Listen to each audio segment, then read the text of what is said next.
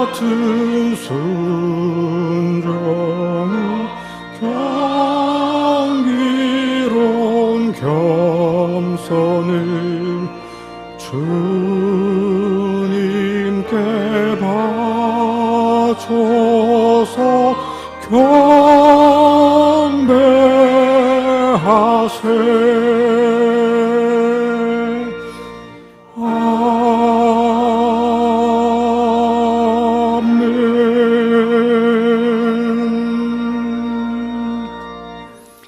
하나님이여, 내 마음을 정하였사오니 내가 노래하며 나의 마음을 다하여 찬양하리로다.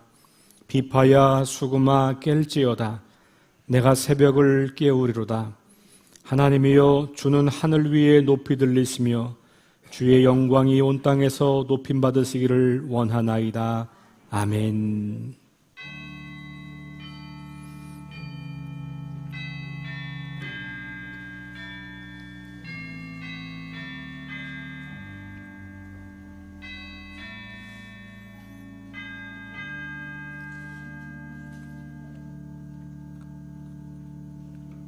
거룩하시고 자비로우신 하나님, 오늘 이 시간 석교 공동체의 가족들이 드리는 이 예배를 기쁘게 받아 주옵소서.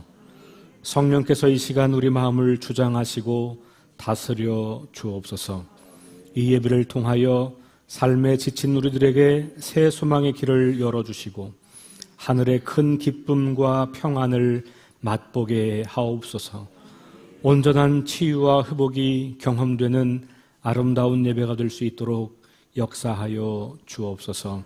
예수님 이름으로 기도합니다. 아멘.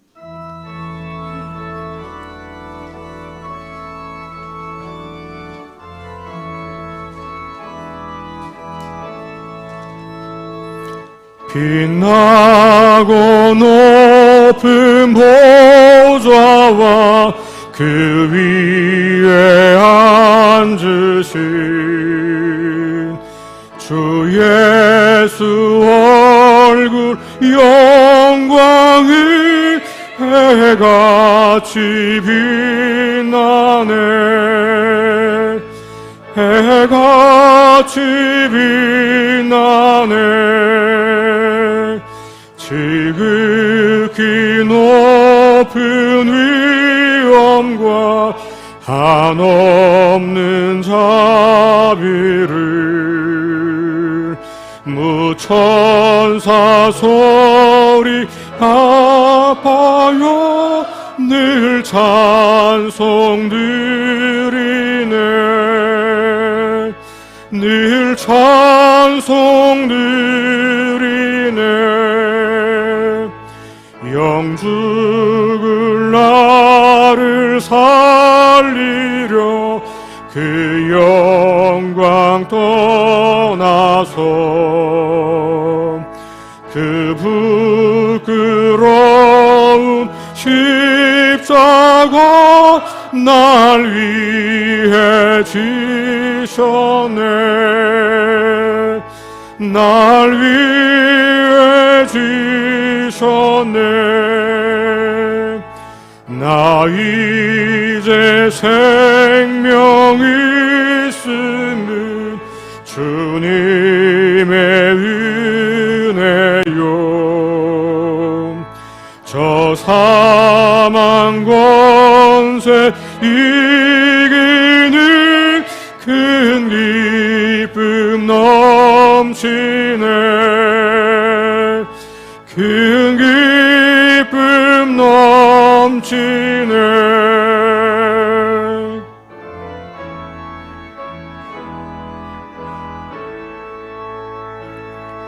주님의 보좌 있는데 전한 몸 이르러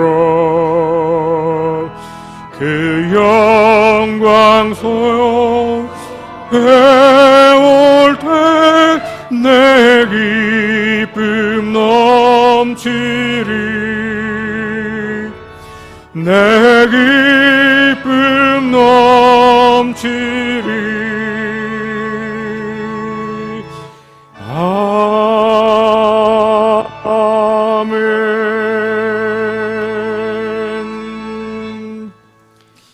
교동문 13번입니다.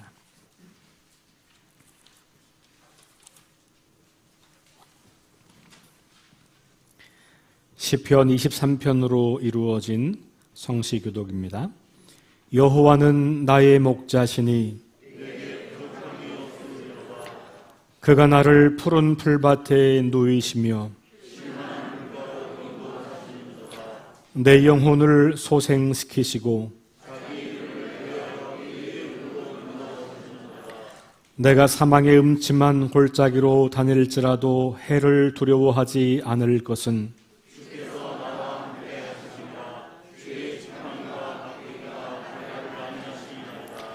주께서 내 원수의 목전에서 내게 상을 차려주시고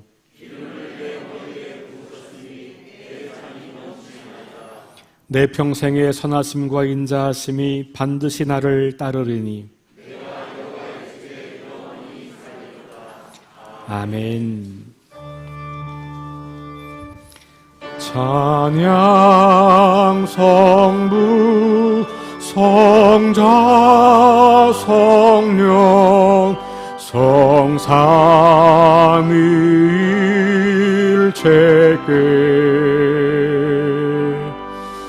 영원 무궁하기까지 영광을 돌리세 영광을 돌리세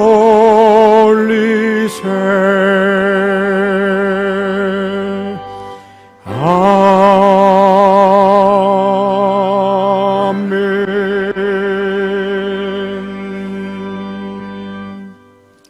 시겠습니다. 이 시간 우리의 중심을 아시는 하나님께 회개의 기도를 드리겠습니다.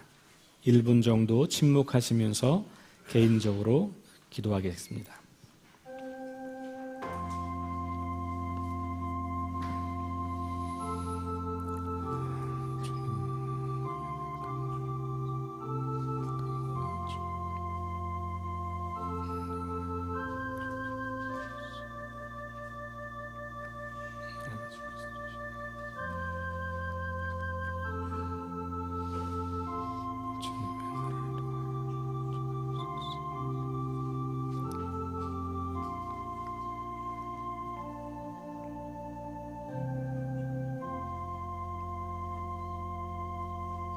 자비로우신 하나님, 우리가 생각과 말과 행동으로 지은 모든 죄를 회개하오니 용서하여 주옵소서.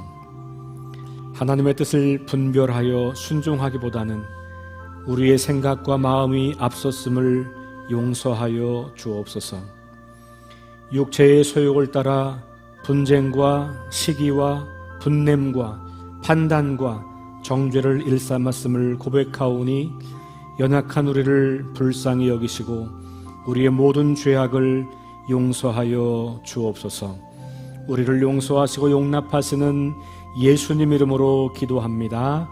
아멘. 너희 죄가 주홍 같을지라도 눈과 같이 희어질 것이요 진홍같이 붉을지라도 양털같이 희게 되리라. 아멘. 사도신경으로 신앙을 고백합니다. 전능하사 천지를 만드신 하나님 아버지를 내가 믿사오며 그 외아들 우리 주 예수 그리스도를 믿사오니 이는 성령으로 잉태하사 동정녀 마리아에게 나시고 본디오 빌라도에게 고난을 받으사 십자가에 못 박혀 죽으시고 장사한 지 사흘 만에 죽은 자 가운데서 다시 살아나시며 하늘에 오르사 전능하신 하나님 우편에 앉아 계시다가 저리로서 산자와 죽은 자를 심판하러 오시리라. 성령을 믿사오며 거룩한 공회와 성도가 서로 교통하는 것과 죄를 사하여 주시는 것과 몸이 다시 사는 것과 영원히 사는 것을 믿사옵나이다. 아멘.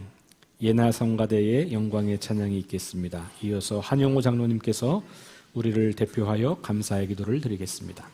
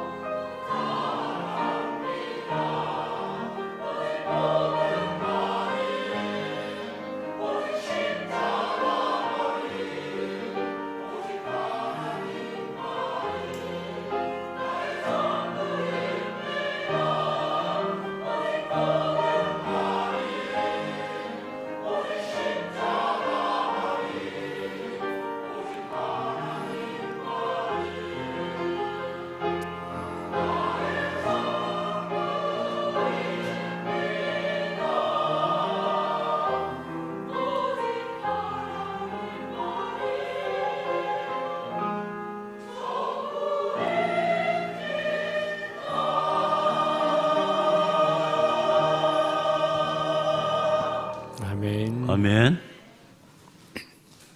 다 같이 감사의 기도를 드리겠습니다.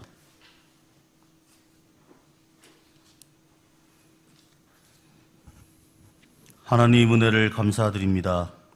지난 한 해 동안 코로나와 경제적 어려움 속에서도 가정과 교회들과 이 나라를 지켜주시고 부족함 없이 풍족하게 채워줬음에 감사를 드립니다. 아멘. 모든 것이 하나님의 은혜였음을 고백하며 감사와 찬양을 올려드립니다. 이제 2023년도에 새로운 한 해를 시작하게 허락하시고 올 한 해도 주님의 사랑의 품으로 품으시고 하나님을 경배하며 찬양의 자녀들로 부르심에 감사를 드립니다. 참 좋은 교회의 가족들과 예배의 자리를 통하여 새로운 계획으로 새 일을 행하실 주님을 기대합니다.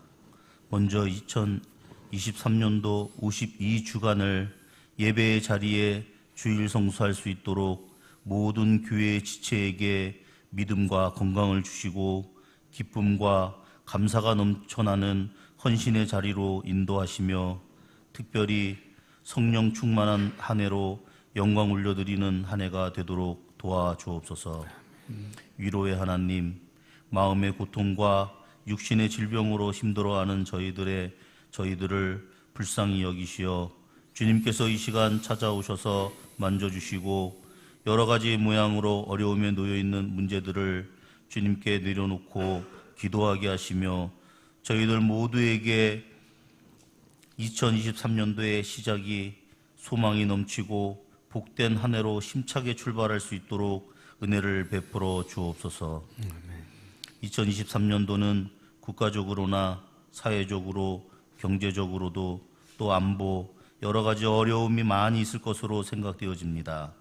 먼저 대한민국이 이념의 갈등으로부터 세대 간의 소통 부재에 이르기까지 모두가 하나님 안에서 통합되어 줄 수 있게 인도하여 주시고 특별히 유정자들에게 하나님을 두려워하는 마음과 국민들에게 최선의 삶을 이루어갈 수 있는 자로 세워주시며 대한민국이 믿음의 국가로 든든히 세워가며 모두가 하나님을 경외하게 하시고 이를 위해 모든 교회가 먼저 주님 앞에 회개하며 하나님만을 바라보게 하옵소서.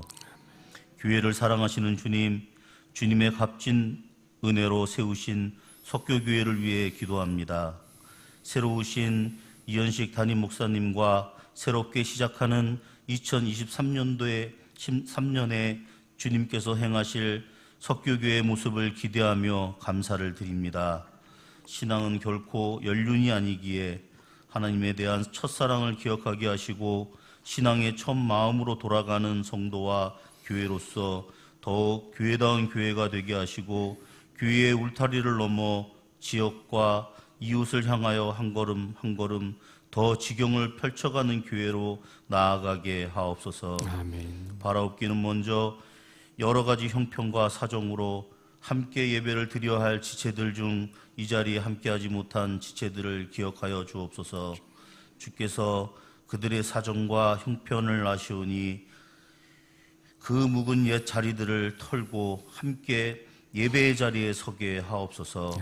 오늘도 힘들고 지친 모습으로 때로는 주님께 고백하며 위로받기 위해 예배하는 주의 자녀들, 오늘 주시는 말씀으로 힘을 얻게 하시고 믿음으로 승리하며 이곳에 모인 우리 모두에게 은혜의 자리로 인도하여 주옵소서.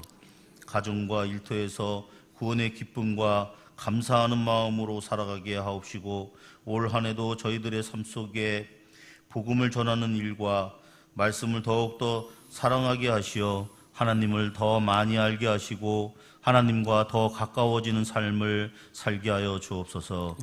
하나님께서 귀히 쓰시고자 교회의 일꾼들을 불러주신 교회의 각 기관들의 재직들과 새롭게 일을 맡은 재직들에게 귀한 사역들을 잘 감당하게 하시고 하는 일의 복과 성령 충만케 하여 주옵소서. 예배 후 구역회 준비를 위해서도 여러 가지로 기도하는 가운데 있사오니 그 일들이 잘 행해질 수 있도록 인도하시고 주님께서 함께 하시어 교회의 모든 행사가 주 안에서 기쁨으로 은혜 가운데 있게 하옵소서. 아멘. 예나 성가대의 찬양을 홀로 영광 받으시고 거룩한 주의 날 예배를 위해 섬기고 봉사하는 헌신의 손길을 기억하여 주옵시며 저들의 삶 속에 항상 은혜가 넘치게 하여 주옵소서. 하나님, 이 예배를 받아 주옵소서. 감사하며 예수 그리스도의 이름으로 기도하옵나이다. 아멘.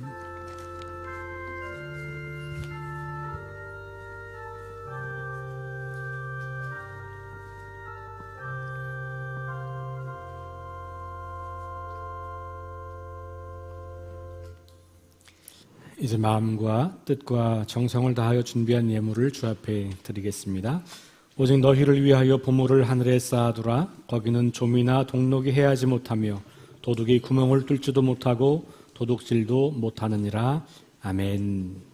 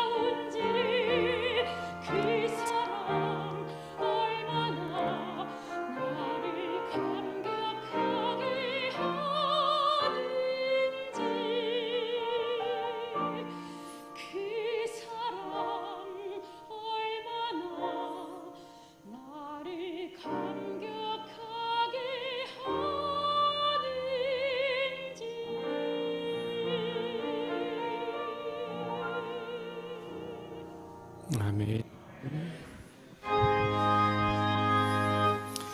만복의 근원 하나님, 온 백성 찬송 드리고 저 천사여 찬송하세. 저 배송 성부 성자 성령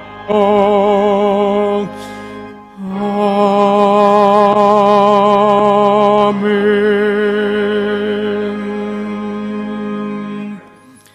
모든 위로와 기쁨의 근원 되시는 하나님, 이 시간 저희들의 삶을 이 예물에 담아 주님께 드리오니 받아 주옵소서. 이 예물이 하나님의 뜻을 이루고 하나님의 나라가 드러나는 데 쓰여질 수 있도록 성별하여 주옵소서. 또한 우리 자신도 하나님 나라를 위해 쓰임받는 거룩한 제물이 되게 하옵소서.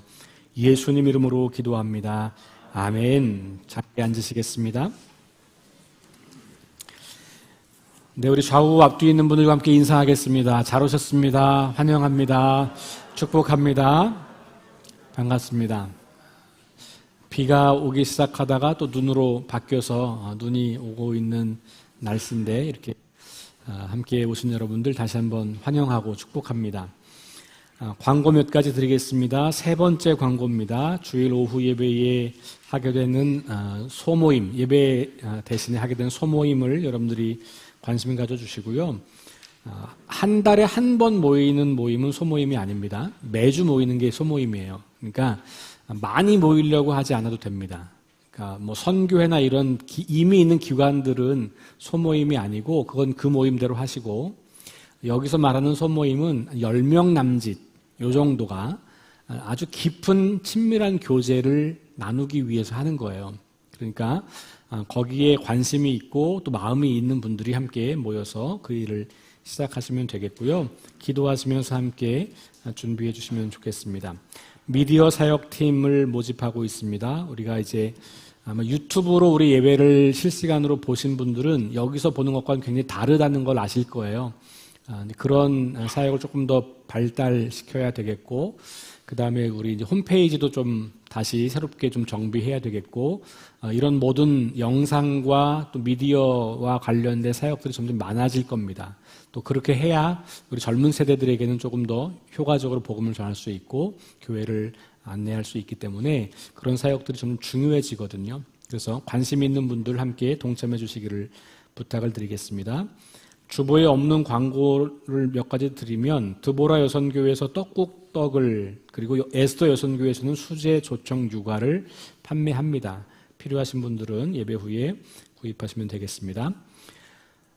행사 안내 첫 번째부터 보겠습니다. 에스더 마리아 여선교회 원례회가 오늘 예배 후에, 그리고 원로 장로님 모임도 오늘 있습니다. 특별히 원로 장로님들 모임은 3시에 아연교회에서 우리 지방의 모임이 있는데, 그 전에 식사를 하시고 저와 함께 제가 와서 그동안 어떻게 사역하는지에 대한 제가 피드백도 좀 받고, 또 우리 장로님들의 좀 고견도 듣고, 또 제가 하고 싶은 목회의 방향과 이런 계획들을 좀 공유하고 설명드리기도 하고, 이런 시간으로 좀 삼으려고 합니다. 그래서 우리 원로 장로님들 함께 해주시면 좋겠고요.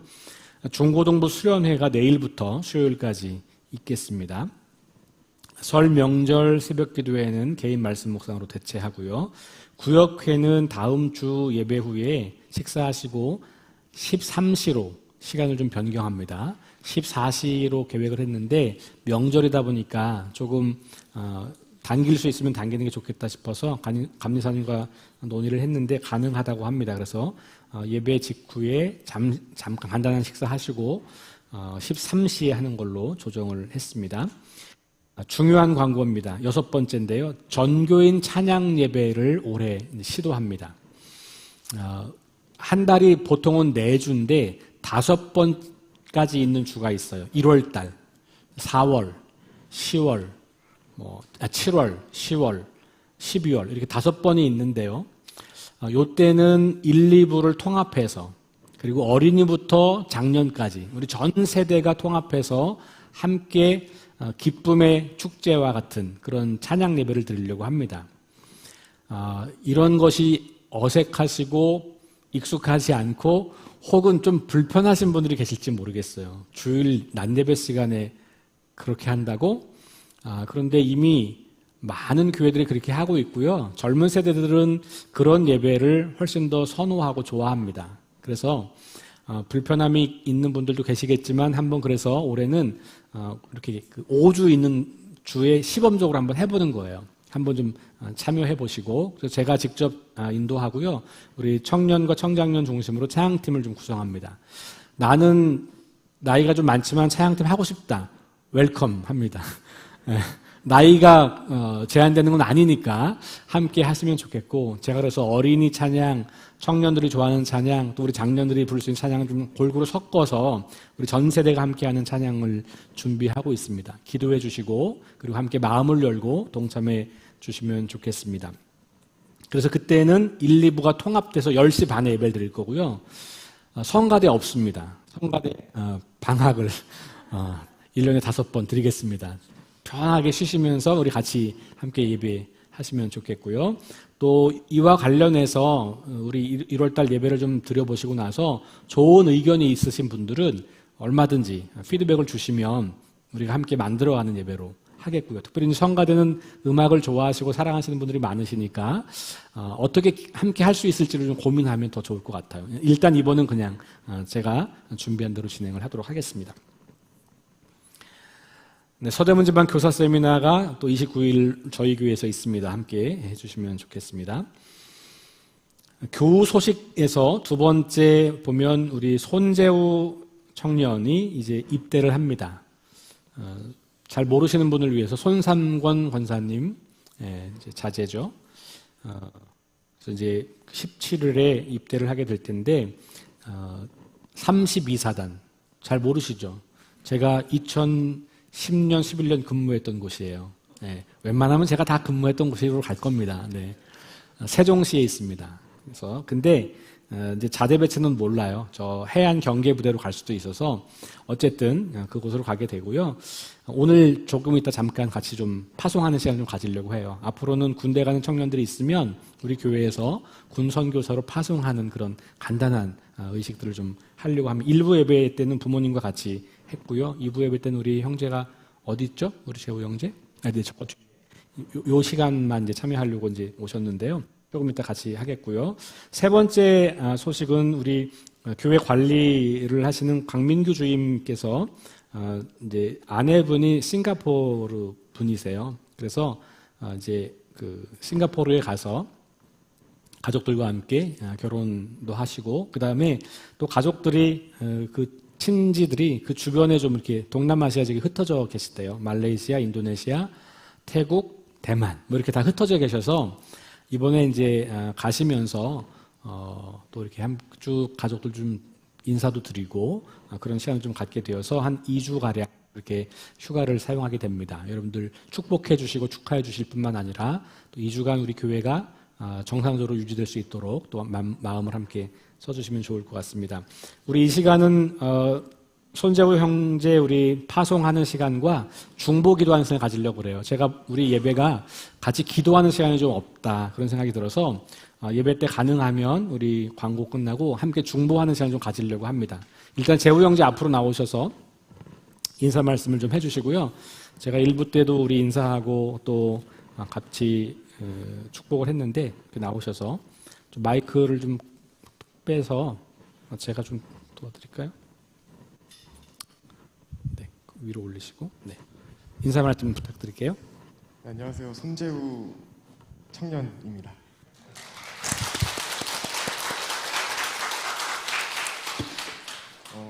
요즘에 이제 군대 입대를 이틀 정도 앞두고 나서 조금 떨리는 마음으로, 조금 두려운 마음으로 이제 지내고 있는데요. 군대라는 곳에 가는 게 조금 어떻게 보면 사회랑은 조금 벽이 있지만 그와 동시에 사회에 먹지 않게 혹은 사회보다 훨씬 더 많은 유혹들과 어떤 마음적으로 고난이 있을 거라고 저는 예상을 하고 있습니다. 근데 저는 그 고난을 좀 그냥 겸허하게 그렇게 받아들이기로 했습니다. 제가 성경을 요즘에 읽다가 예수님의 제자들이 감옥에 갇히고 예수님의 복음을 증거하기 위해서 계속 힘쓰는 그 과정에서 예수님의 제자들은 그 감옥에 갇힌 거를 두려워하지 않고 그 속에서도 예수님이 제자들이 받는 그 고난을 되게 합당하게 여겼다고 하더라고요. 저도 제가 군대에 가면서 거기서 받는 마음적인 고난 혹은 좀 육체적으로 힘든 것 그런 거를 제가 그냥 받아들여야 되기 합당한 받아들여야만 하는 그런 고난으로 여겨드리고 또 그 속에서도 하나님이 말씀하시고자 하는 것을 찾기 위해서 기도하고 노력하고 건강하게 돌아오도록 하겠습니다. 감사합니다. 네, 우리 잠깐 서 계시고, 재호 형제 이쪽 하나 올라오셔서 저를 좀 보실까요? 네. 혹시 같이 기도할 건데요. 나는 조금 특별한 관계이기 때문에 좀 가까이 와서 기도하고 싶다 이런 분들은 좀 나오셔도 됩니다. 네, 네. 우리 나오실 분 있으면 나오시고 또 네. 우리 일부 땐 부모님이 계시긴 했는데 지금은 없어서 네. 우리 어깨에 좀 손을 얹어주세요. 네. 또 그럼 우리 대표로 장로님 대표로 제가 지금 가까이 계셔서 네. 우리 어깨에 좀 손을 얹어주시고 네. 네, 우리 김 장로님도 나오시네요. 감사합니다. 네, 나와주시고 네. 우리 재우 형제만을 위해서 기도하진 않고 이번에 4가지 기도 제목을 좀 가지고 기도할 텐데요. 첫 번째는 우리 내일부터 시작되는 청소년 수련회를 위해서 기도해 주시고, 그 다음에 우리 재우 형제, 그 다음에 우리 강주임님 안전한 여행 될 수 있도록, 그 다음에 우리 김희동 권사님이 지금 의식이 아직 돌아오지 않은 새 시간이 오래 걸리고 있어요. 우리 김희동 권사님과 우리 육체적으로 좀 어려움을 겪고 있는 분들 4가지 제목 가지고 기도하시고, 제가 마지막으로 우리 재우 하고 함께 하겠습니다. 함께 기도하겠습니다. 하나님 감사합니다. 하나님께서 우리에게 귀한 믿음을 주셔서 함께 석교교회 공동체로 모이게 하신 것 감사합니다. 이제 우리 사랑하는 재우 형제를 축복하며 기도합니다. 군복무를 감당하러 떠나는 우리 형제를 주님이 붙잡아 주시고 인도해 주시기를 원합니다. 그 땅에서 만나게 될 사람들에게 하나님의 나라를 선포하고 증거할 수 있도록 인도해 주옵소서. 하나님, 우리 사랑하는 청소년들이 내일부터 수련회를 시작합니다. 주님께서 함께 하셔서 하나님을 깊이 경험하는 수련회를 수 있도록 인도하시고 하나님 안에서 인생의 소명을 발견할 수 있도록 역사해 주옵소서. 우리 강민규 주임 이제 2주간의 여행을 갑니다. 주님, 그 결혼하는 모든 과정, 또 가족들을 만나는 시간들, 여행하는 모든 과정들이 선하고 아름답고 복된 시간 될 수 있도록 인도해 주옵소서. 김희동 권사님의 의식이 속히 돌아올 수 있도록 주여 역사해 주시기를 간구합니다. 그 외에도 하나님, 육신의 질병으로 또 연약함으로 고통하는 우리 사랑하는 성도들과 이웃과 가족들을 주님이 눈동자와 같이 지키시고 성령의 강한 팔로 붙잡아 주셔서 온전한 치유가 일어날 수 있도록 역사하여 주옵소서. 하나님 감사합니다. 하나님께서 우리에게 귀한 시간을 주셔서 감사합니다. 우리 내일부터 시작되는 청소년 수련회를 주님께 맡깁니다. 우리 학생들이 주님을 깊이 만나는 시간 되게 도와주시고 주님 안에서 인생을 꿈꾸는 시간 될 수 있도록 도와주옵소서. 우리 강민규 주임 이제 결혼과 또 가족들을 방문하는 여행을 시작합니다. 주님이 함께 하셔서 안전하고 건강한 여행이 되게 도와주시고 행복한 가정을 꿈꾸며 이루어갈 수 있도록 도와주옵소서. 김희동 권사님 의식이 돌아오지 않은 채로 오랜 시간이 지나고 있습니다. 안타까운 마음으로 기도하오니 주님께서 친히 일하여 주옵소서. 그 외에도 여러 질병으로 고통당하는 성도들과 가족들과 친지들, 육신의 연약함으로 기도하는 모든 기도의 동역자들, 주님이 은혜를 더하시고 강한 팔로 붙잡아 주옵소서. 사랑하는 믿음의 형제 손재우 청년을 군선교사로 파송하여 보냅니다. 주님께서 우리에게 맡기신 그 사명을 이제 이 형제에게 위임하여 군대로 보내오니 주님이 그곳에서 먼저 계셔서 우리 형제를 만나주시고 받아주시고 우리 형제가 그 땅에서 만나는 모든 사람들에게 그가 만난 하나님을 선포하고 증거할 수 있도록 인도해 주옵소서. 어려운 일이 예상되지만 주님이 동행하심으로 말미암아 그 모든 어려움 속에서도 하나님 앞에 담대한 믿음을 가지고 나아갈 수 있도록 역사해 주시고 그가 하는 일들을 통하여서 그 땅에서 하나님을 보게 되고 만나게 되고 알게 되는 청년들이 수없이 많아질 수 있도록 역사하여 주옵소서. 감사드리며 예수님 이름으로 축복하며 기도합니다. 아멘. 다시 한번 큰 박수 하겠습니다. 감사합니다. 네, 들어가시겠습니다. 네. 재호 형제 잠깐만. 재호 형제 1부 때도 책을 한 권 드렸거든요. 이건 그 책을 반납한 게 아니고 다시 다른 책을 드리는 거예요. 네. 네.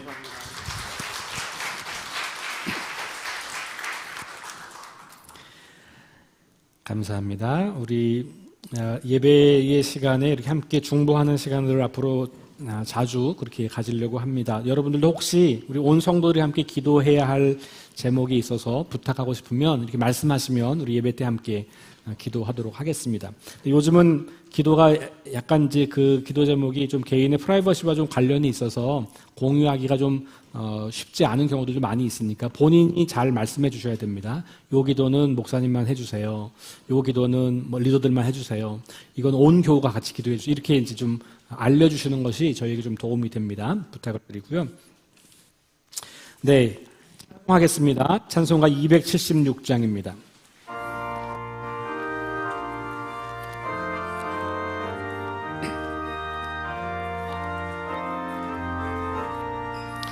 아버지여 이 죄인을 용납하여 주시고 예수님의 이름으로 구원하여 주소서.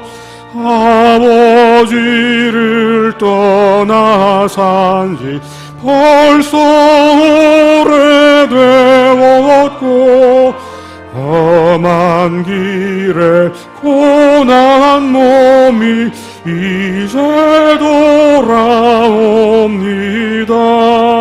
전에 하던 헛된 일을 애통하게 여기고 겸손하게 엎드려서 용서하심 빕니다.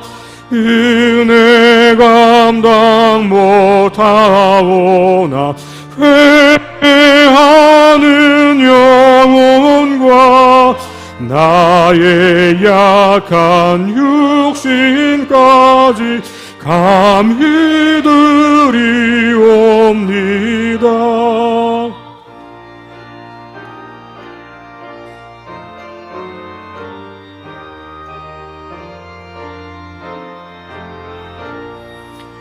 나의 죄를 사시려 주님 죽으셨으니 그 공로를 의지하여 주만 의지합니다. 아버지여 용납하사 나를 품어주시고 주의 사랑 품 안에서 길이 살게 하소서. 아멘.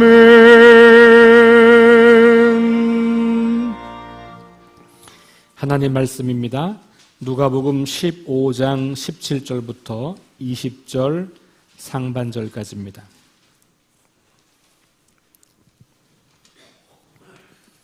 누가복음 15장 17절부터 20절 상반절까지 말씀을 봉독합니다. 이에 스스로 돌이켜 이르되 내 아버지에게는 양식이 풍족한 품꾼이 얼마나 많은가.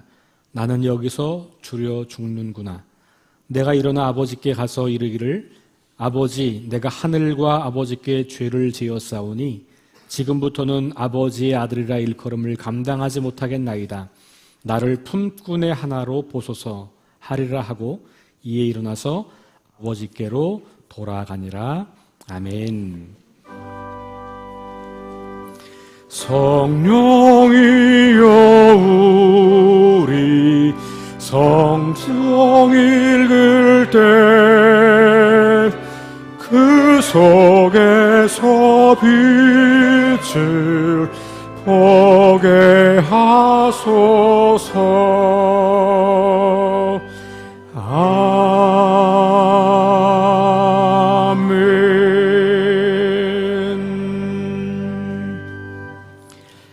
자신의 몫을 챙겨서 집을 나갔던 둘째 아들의 종말은 비참함 그 자체였습니다.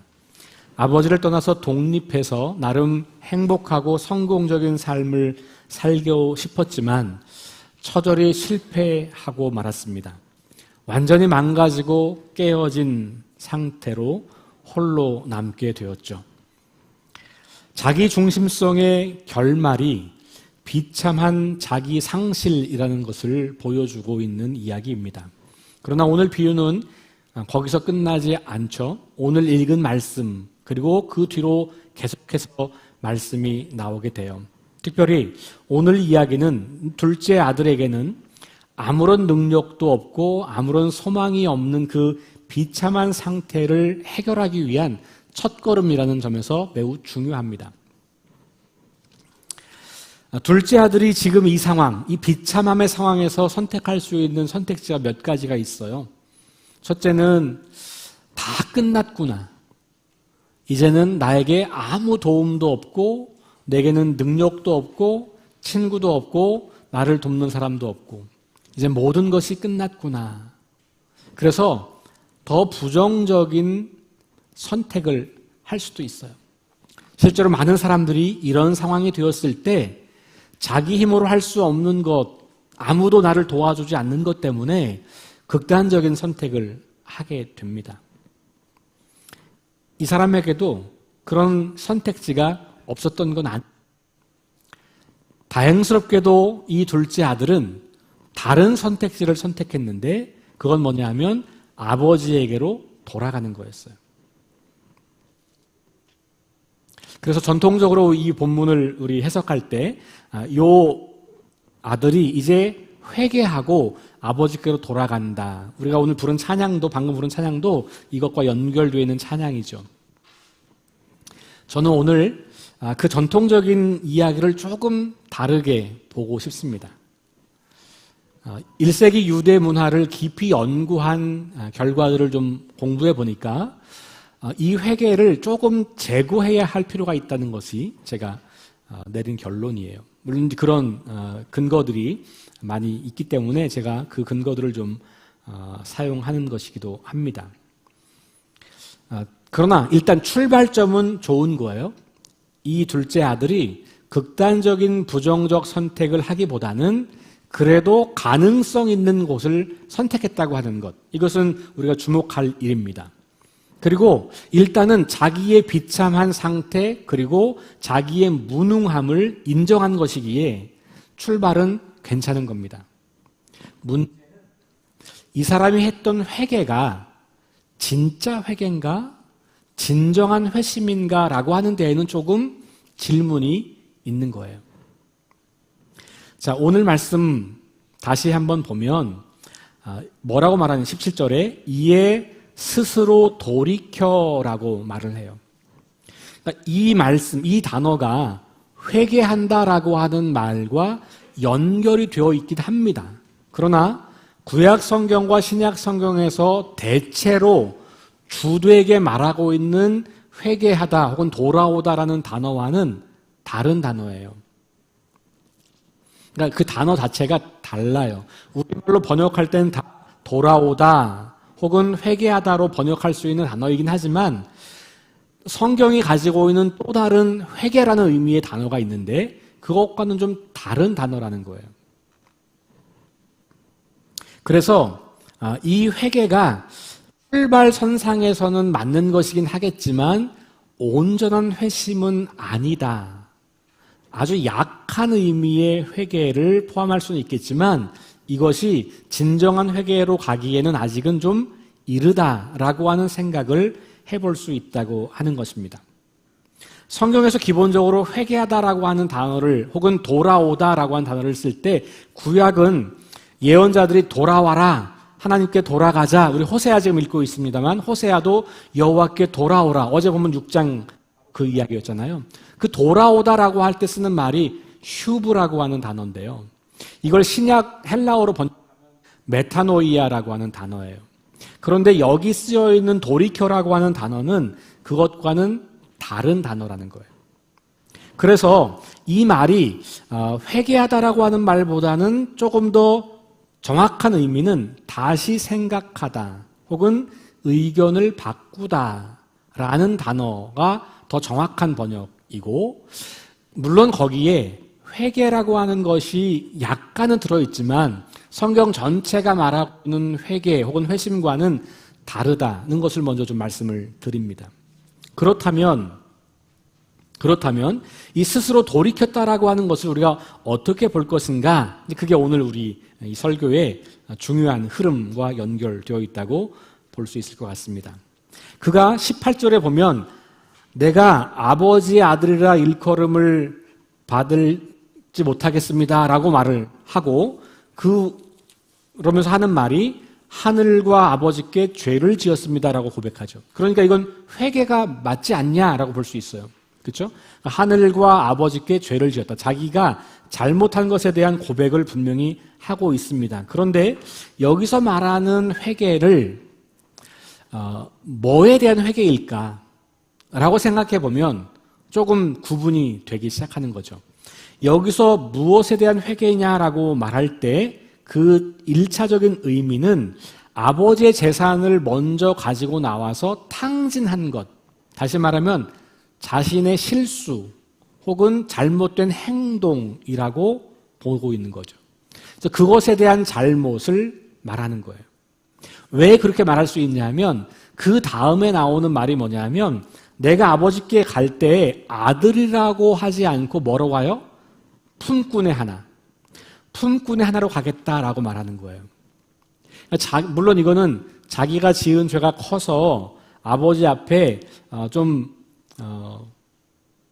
염치가 없으니까 아버지 저를 그냥 품꾼으로 써주세요 이렇게 말한다고 볼 수도 있겠지만 조금은 다른 의미가 있어요. 왜냐하면 1세기 유대 사회에서 다른 사람에게서 일을 하는 그 종들이 몇 가지 부류가 있습니다. 첫 번째가 우리가 흔히 성경에서 종이라고 말하는 사람들이에요. 이 사람들은 누구냐 하면 그 주인의 집에서 같이 살아요. 그리고 그 주인의 소유를 관리하는 사람들이에요. 그 사람들을 종이라고 말합니다. 그런데 그 종들에게는 자기가 부리는 종들이 또 이런 사람들도 일꾼인 것이죠. 그러니까 이 사람은 주인의 소유라기보다는 1차적으로는 그 종들이 부릴 수 있는 종들의 권위 아래에 놓여 있는 사람들이에요.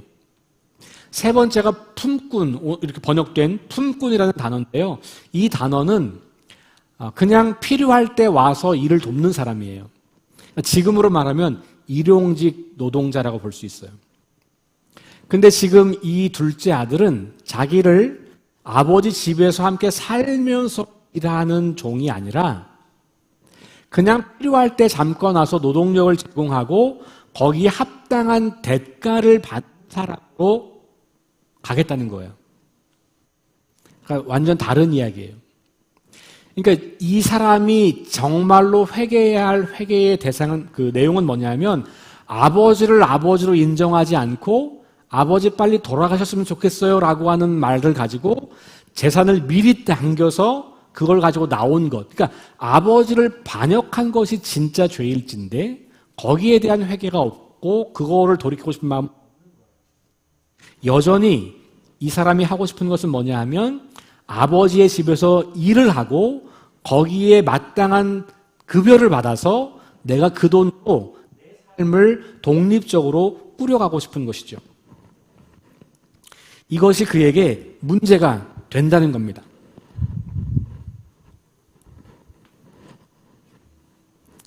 이게 무슨 말이냐 하면 진정한 회심과 회개는 어디서 오는 거냐? 아버지 하나님과의 관계가 정립되는 것이에요. 그런데 이 둘째 아들은 지금 그 관계는 중요하지 않아요. 재산을 가지고 나와서 성공하려고 했던 그 마음과 똑같이 아버지 집으로 들어가서 아버지에게서 노동력을 제공하고 그 노동력에 대한 대가를 받아서 내가 그 재물로 내 삶을 꾸리고 싶은 거예요. 여기 품꾼은 아버지 집에서 사는 사람이 아니에요. 그냥 동네에 살면서 자기 삶을 살아요. 그리고 필요할 때 노동력을 제공하고 거기에 대한 대가로 돈을 받는 거예요. 그러니까 이 사람도 그냥 그 동네에서 사는 남인 거예요. 이 사람은 지금 아버지의 아들로 돌아가려고 하는 게 아니고 아버지와는 전혀 관계없는 남으로 돌아가서 자기가 꿈꾸었던 독립적인 인생, 내 힘으로 벌고 내 힘으로 노력해서 성공을 거두고 싶은 그 꿈을 여전히 가지고 있는 거예요. 이 품꾼이라고 하는 단어가 그런 것을 의미한다는 겁니다. 그러니까 지금 이 사람은 진정한 회심, 다시 말하면 아버지와의 관계가 회복되어서 그 아버지와 함께 삶을 누리고 그 안에서 인생의 행복과 성공을 누리는 그 삶이 아니라 아버지와는 일정한 거리를 두고 아버지가 제공하는 노동력의 대가를 가지고 내 인생을 독립적으로 살고 싶은 거예요. 여전히 자기만의 성공과 자기만의 행복을 꿈꾸고 있는 상태라고 하는 것을 볼 수 있는 거예요. 그런 의미에서 이 둘째 아들의 돌이킴이 진정한 회심까지는 못 갔다는 것을 확인할 수 있어요. 진정한 회심은 아버지를 만나고 그 아버지의 사랑이 무엇인지를 확인한 다음에 이루어집니다. 그건 다음 주 이야기예요. 다음 주에 나와요. 네. 커밍 순. 기대하시라 개봉박두. 오늘은 이 아들의 회심 이야기를 보면서 우리를 좀 돌아보고 싶은 겁니다.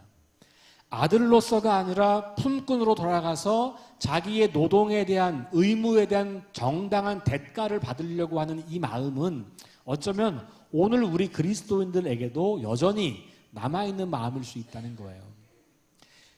이 얘기는 뭐냐면 지난주로 좀 돌아가면 둘째 아들이 집으로 가는 걸 선택하긴 했지만 형과 같은 수준으로 가는 거예요. 우리 지난주에 형도 탕자라고 그랬잖아요. 왜? 집에 머물러 있지만 동생처럼 용기는 없었지만 사실 동생과 비슷한 마음을 갖고 있었던 거예요. 그러니까 형식적인 관계는 유지하지만 자기를 종처럼 생각하잖아요. 그렇죠? 자기를 그냥 타인처럼 생각하는 거예요. 그러니까 자기가 열심히 한 거에 대한 대가가 없다고 호소하는 거잖아요. 그러니까 이 동생이 지금 형과 동일한 수준으로 돌아가는 거니까 그게 진정한 회개라고 보기가 어렵다는 거예요. 아들이 원하는 것은 자기 스스로 자기를 구원하는 것입니다. 자기 힘으로 자기의 삶을 개척하는 것입니다. 자기 힘으로 자기의 비참함 상태에서 벗어나는 거예요. 그러니까 지금 비참한 이 상태가 자기가 할 수 없는데 아버지에게 가면 이 비참함은 극복될 수 있는 거죠. 그러니까 이 아들이 돌아가면서 아버지에게 주목하는 게 아니라 누구에게 주목하냐면 품꾼에게 주목하는 거예요. 보세요. 아버지 집에는 풍족한 품꾼이 얼마나 많은가. 아버지가 중요하지 않고요. 아버지의 아들 되는 게 중요하지 않고요. 아버지의 집에서 내가 누리게 되는 거가 중요하지 않고요. 품꾼. 아버지가 워낙 큰 재산과 큰 집을 갖고 있기 때문에 시시때때로 일용직 노동자들을 써야 하는데 그런 사람들이 끊이지 않고 있는 거고 그들도 아버지가 대가를 잘 주니까 잘 산다는 거예요. 내가 그냥 그 정도로 그냥 살고 싶다는 거죠.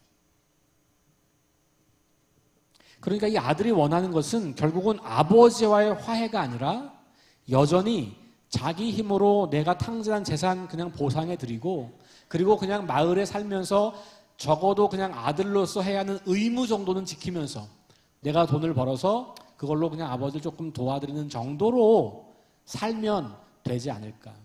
이게 그 아들이 꿈꾸었던 것이라고 볼 수가 있다는 거예요. 아들은 여전히 아버지와 함께 아버지 안에서 살아가는 삶에는 여전히 관심이 없는 것을 우리가 볼 수 있는 거죠. 내 힘으로 사는 것, 내 힘으로 나를 증명하는 것, 내 힘으로 성공하는 것, 내 힘으로 행복하고 싶은 것. 여기에 초점이 여전히 있다고 하는 거예요. 다만 내가 지금 여기에 있는 것보다는 아버지한테 가야 그걸 더 잘할 수 있기 때문에 아버지께로 가려고 하는 거죠. 그러니까 결국 다시 또 한 번 아버지를 이용하는 거예요. 자기 자신을 위해서. 자, 그러나 다시 말씀드릴게요. 아버지 집으로 향한다는 것은 중요한 출발점이에요. 이것은 우리 모두에게 중요합니다. 만약 여러분들이 지금 하나님과의 관계가 허물어져 있다고 느끼는 분이 계시다면 우리에게 필요한 것은 하나님에게로 가는 거예요. 그건 너무 중요한 일이긴 하지만 그것으로 끝나는 게 아니라 정말로 관계가 회복될 수 있는 방식으로 가야 된다고 하는 것이죠. 자신의 비참함과 무능함을 인정하고 아버지께로 돌아가려고 하는 것, 그 의도가 어떻든 간에 그 출발점은 좋은 거예요. 부정적 다른 선택을 하지 않았기 때문에. 우리도 인생이 힘들 때 내 힘으로 뭔가를 해보려고 애를 쓰지만 안 될 때가 많잖아요. 그럴 때 우리가 극단적 부정적 선택으로 점점 몰리게 된단 말이에요. 그러나 우리가 그때 하나님을 기억하고 하나님의 은혜와 사랑 앞에 나를 드리는 것은 아주 중요한 것이죠. 자, 기독교에서 회심은 아주 중요한 거예요. 오늘 이 회심 이야기를 좀 드리는 건데요. 이 회심이 왜 중요하냐 하면 회심이 바로 내가 기독교인이 됐다고 하는 그 첫 출발점이에요. 이걸 좀 다르게 말하면 오늘날 교회 안에 회심하지 않은 교인들이 많이 있을 수 있다는 거예요. 이게 굉장히 중요한 이야기입니다. 회심하지 않았는데 기독교인으로 살아요. 문화적으로. 나 어려서부터 엄마 아빠랑 같이 다녔기 때문에 이걸 어떻게, 이게 내 그냥 문화가 된 거죠. 근데 나는 개인적으로 회심을 하지 않았어요. 오랫동안 교회 생활을 하다 보니까 교회 생활에 익숙해요. 그리고 여기서 주어진 역할도 있어요. 봉사도 열심히 해요. 또 주어진 기독교인의 의무라고 여겨지는 것들을 성실하게 감당해요. 그래서 누가 봐도 좋은 교인, 착한 교인, 믿음이 있어 보이는 교인인데 만약에 회심한 적이 없다면 그러면 참 좋은 교인이긴 하지만 그리스도인이라고 보기에는 어렵다는 거예요. 근데 여기에 오늘날 현대 교회에 아주 본질적인 문제가 들어있는 겁니다. 그러면 그런 사람들이 교회 안에서 리더십을 갖게 되고 결정을 하게 되고 그러면 회심하지 않은 사람들에 의해서 교회가 움직여지는 거예요. 그러면 교회는 하나님이 기뻐하시는 교회가 아니라 세상의 조직 중에 하나가 되고 마는 것이죠. 자신이 신뢰하고 의지하던 모든 것이 자신의 삶을 행복하게 하기는커녕 결국은 비참한 종말에 이를 뿐이라고 하는 것을 기억하고 자신과 세상에게는 자기 삶을 회복시킬 수 있는 능력이 없다는 것을 인정하고 하나님께로 돌아가서 하나님을 내 삶의 주인으로 인정하고 그 하나님이 주시는 은혜와 힘을 가지고 인생을 살아가는 것, 그 하나님이 꿈꾸고 계획하는 것이 내 인생의 목적과 꿈이 되는 것, 그것이 회심의 시작이에요. 그런 여러분들에게 제가 오늘 중요한 질문을 드리는 거예요. 여러분들은 회심한 적이 있으십니까? 그리고 그 회심을 계속해서 이어가고 있습니까? 만약에 내가 회심하진 않았는데 문화적으로 기독교인이 되었다라고 한다면 회심을 여러분들이 하는 순간이 반드시 필요한 거예요. 예전에 회심한 것 같은데 지금은 하나님이 내 삶의 주인이 아닌 것 같다. 그러면 그 회심이 다시 반복돼야 돼요. 그래서 회심은 한 번의 사건으로 끝나는 게 아니라 지속적인 과정이 필요하다라고 볼 수가 있을 것 같아요. 저는요 중고등학교 시절에 부흥회하면서 수련회하면서 엄청 은혜 받았거든요. 눈물 콧물 다 빼고 기도했어요. 그때 하나님 살아계신 걸 내가 확실히 알게 됐어요. 하나님을 사랑한다는 거 알게 됐어요. 그래서 회심한 거 아닐까요? 라고 질문하는 분들이 계실 거예요. 그건 회심이 아니고 경험이에요. 하나님을 만난 경험. 그 경험에 이어서 그래서 내가 하나님을 내 삶의 주인으로 인정하고 그분의 뜻에 복종하며 살겠다는 인격적이고 의지적인 결단이 없었다면 우리 회심한 적이 없는 겁니다. 그럼 어떻게 되냐면 교회를 열심히 나오고 신앙생활을 오래 하고 성경을 많이 공부해도 성장하지 않아요. 왜 성장하지 않을까요? 아직 태어나지 않았으니까. 태어나지 않은 사람이 어떻게 성장을 하겠어요? 태어나야 그 태어난 생명이 사랑을 받고 음식을 공급받고 그런 환경이 조성되면 성장하는 거지, 태어나지 않은 사람이 어떻게 성장을 하겠어요? 그러니 교회에서 오랫동안 신앙생활을 하면서도 성장하지 않는다고 하는 것은 어쩌면 진짜 회심을 한 적이 없거나 너무 오래됐는데 그게 지금 내 삶에 영향을 미치지 못하거나 그럴지 모른다는 생각을 해보셔야 돼요. 그러니까 여러분들이 했던 신비한 경험, 특별한 경험, 이건 너무 중요한 겁니다. 의미가 있는 것이죠. 그런데 그것이 하나님과 나와의 관계를 묶어주는 인격적 결단으로 연결되지 않았다면 우리는 그런 경험은 했지만 하나님 계신 것 같아, 나 사랑하시는 것 같아, 그걸로 끝난 거예요. 그래서 내가 그 하나님께 내 인생을 어떻게 드리겠냐. 이게 회심이에요. 왜냐하면 회심은 돌아서는 거니까, 방향을 바꾸는 거니까. 그래서 여러분 오늘 이 둘째 아들의 이야기가, 이 둘째 아들은 방향도 바꿨어요. 아버지께로 가려고 합니다. 또 갑니다. 그런데 이 상태에서는 아직까지는 인격적 결단이 있다고 보기는 어려운 거예요. 또 다른 동기로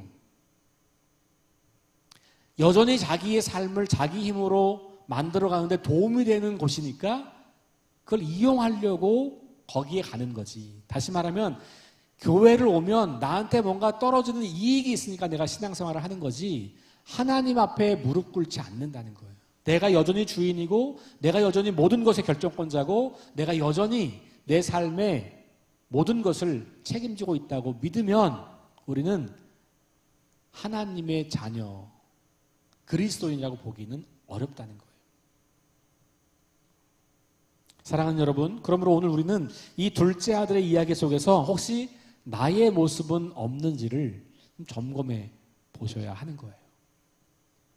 나의 모습은 없는가 여기에.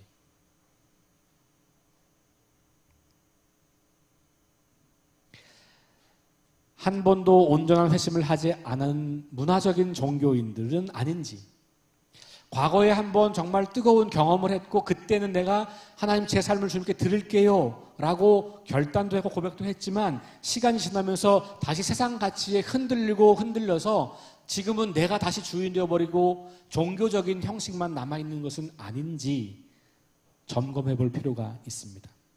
아무리 좋은 교인도 그가 그리스도인이 아닐 수도 있다라고 하는 이 아주 엄중한 사실을 우리가 기억할 필요가 있다고 하는 겁니다. 아버지와는 관계없고요, 아버지는 관심도 없고요, 아버지를 사랑할 마음도 닮아갈 마음도 없어요. 그저 아버지에게 있는 그 무엇인가를 얻어내서 내가 내 마음껏 살고 싶은 것.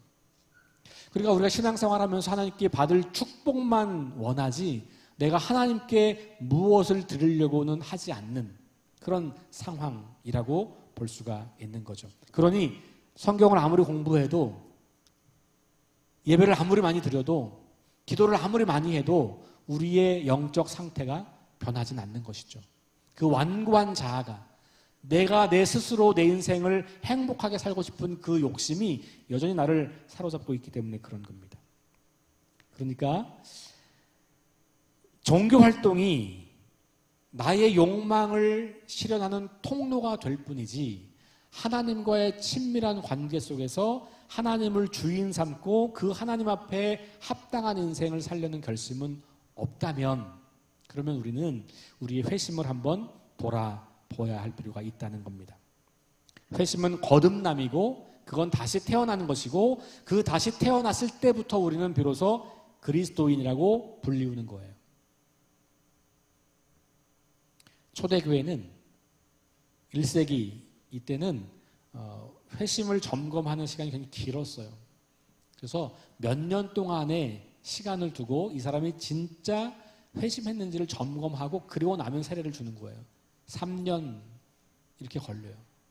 1대1로 계속 훈련을 받고, 왜냐하면 그때 박해가 있었기 때문에 박해자가 위장해서 교회에 들어올 수 있다고 하는 그 부담감이 있었기 때문에 아무나 쉽게 교인으로 받아들이지 않았거든요. 그러니까 우리 공동체원이 되기 위해서는 확실한 변화가 있어야 돼요. 그리고 그런 사람들에게 세례를 베풀고 공동체 가족으로 받아들인 거예요. 그런데 이제 로마 황제가 어느 날 기독교를 로마의 공식 종교로 선포하고 그때부터는 태어나면 다 교인이 된 거죠. 태어나면 다 세례를 주는 거죠. 유아 세례. 그래서 그때부터는 그냥 내가 기독교 집안에서 태어나면, 내가 로마 제국에서 태어나면 그냥 기독교인인 거예요. 그러니까 그때 기독교인은 회심 없이도 저절로 그냥 문화적으로 교인이 된 거고, 그게 지금 우리에게도 비슷한 현상들인 거예요. 그러니 나의 인격적이고 의지적인 결단의 회심이 없이도 우리는 얼마든지 훌륭한 교인으로 살아갈 수 있다는 거예요. 이 둘째 아들은 지금 그걸 꿈꾸고 있는 거라고 우리가 볼 수가 있다는 겁니다. 여러분, 오늘 말씀을 좀 정리하려고 해요. 제가 오늘 드린 4가지 질문, 그 속회 거기 안에 보시면 하단에 첫 번째가 자신이 교회 출석하는 이유가 무엇이냐. 여러분, 지금 교회에 나오는 이유가 무엇입니까? 회심했기 때문입니까? 아니면 회심은 잘 모르겠는데 그냥 어쩌다 보니 부모님 덕분에, 조상 잘 만나서, 친구 때문에, 아니면 여기 오면 뭔가 이익이 있다 그래서, 여러 이유가 있을 거예요. 아니면 정말로 내가 하나님의 구원을 받아들이고 그 하나님 안에서 내 인생을 살기로 결심했기 때문에. 한번 생각해 보시고요. 하나님 없이도 내 삶이 행복하다고 여기는 때가 혹시 없지 않은지, 그때가 언젠지, 하나님께 돌아가려고 할 때 그것을 가로막는 속임수가 없는지, 있다면 어떻게 그걸 극복할 것인지. 그리고 나서 이번 한 주간 여러분들이 자신의 회심을 한번 점검해 보시고 정말로 하나님 앞에 무릎 꿇고, 하나님, 제가 항복합니다. 제 인생 제 거 아니고 하나님 겁니다. 하나님이 저에게 주신 시간만큼, 주신 물질 가지고, 주어진 환경 속에서 살다가 하나님 부르시면 가는, 저는 아무것도 아닌, 제가 제 스스로를 구원할 수 있는 존재가 아님을 인정합니다. 고백합니다. 제가 하나님을 제 인생의 주인으로 인정합니다. 그런 인격적이고 의지적인 결단을 이번 한 주간에 다시 한번 해보시면 좋을 것 같아요. 예전에 했던 분들도 다시 또 하는 거죠. 그런 적이 한 번도 없다면 진지하게 오늘 말씀을 좀 고민하시면서 그런 결단을 해보시고, 4번째, 회심 기도문을 좀 적어보세요. 여러분들의 인생이 여러분께 아니고 하나님의 것임을 인정하는 기도문을 적고 그 기도를 드려보십시오. 그리고 가까운 분들과 함께 나누어 보시면 좋을 것 같아요. 잠깐 우리 함께 기도하기를 원합니다. 회심은 하나님을 떠난 인생의 비참함을 자각하고 하나님께로 돌아와서 하나님을 인생의 주인으로 인정하고 하나님과 함께 살아가기로 결단하는 것입니다. 교회 안에 있지만 여전히 하나님과의 관계보다는 도덕적 의무를 이행하면서 자신의 의로움을 주장하고 자신의 성공과 성취를 위해 살아가는 것이 아니라 하나님의 은혜를 누리며 하나님 안에서만 인생의 행복과 성공을 추구하는 것입니다. 이와 같은 진정한 회심이 있기를 위해서 기도하시고, 이것은 감정이 아니고 의지, 결단, 내 의식입니다.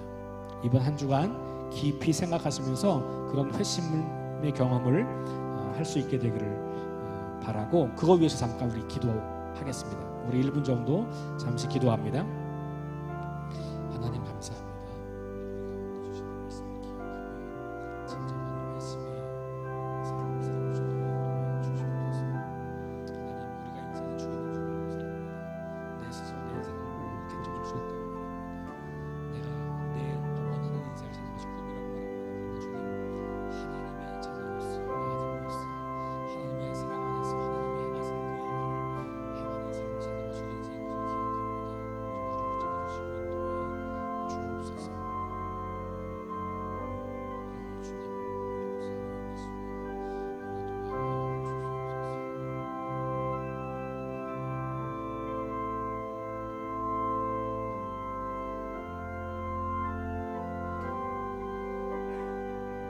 하나님 감사합니다. 진정한 회심이 무엇인지 이 시간 살펴봅니다. 회심하지 않고도 얼마든지 훌륭한 교인이 될 수 있다고 하는 말이 우리의 마음에 다가옵니다. 나는 회심하지 않았지만, 아니면 회심을 했었지만 지금은 다시 옛사람으로 돌아가서 살고 있으면서도 여전히 문화적으로 교인이기 때문에 교회에서의 의무를 다하며 종교 활동을 열심히 하고 있는 것은 아닌지 돌아봅니다. 하나님과의 관계, 아버지의 사랑과 그 은혜를 기억하고 사는 것, 아버지 안에서 인생의 행복을 추구하고 아버지의 꿈이 나의 꿈이 되는 그 진정한 회심이 우리에게 필요함을 깨닫게 하시니 감사합니다. 한 주간 동안 이것을 깊이 고민하며 주 앞에 나아가며 진정으로 회심하는 역사가 있도록 인도하여 주옵소서. 이제는 우리 주님 예수 그리스도의 크신 은혜와 하늘아버지의 놀라운 사랑하심과 성령님의 역사하심이 예배를 마치고 돌아가며 진정한 회심을 갈망하는 주의 백성들 머리머리 위에 이제로부터 영원토록 함께 하시기를 간절히 축원하옵나이다. 아멘.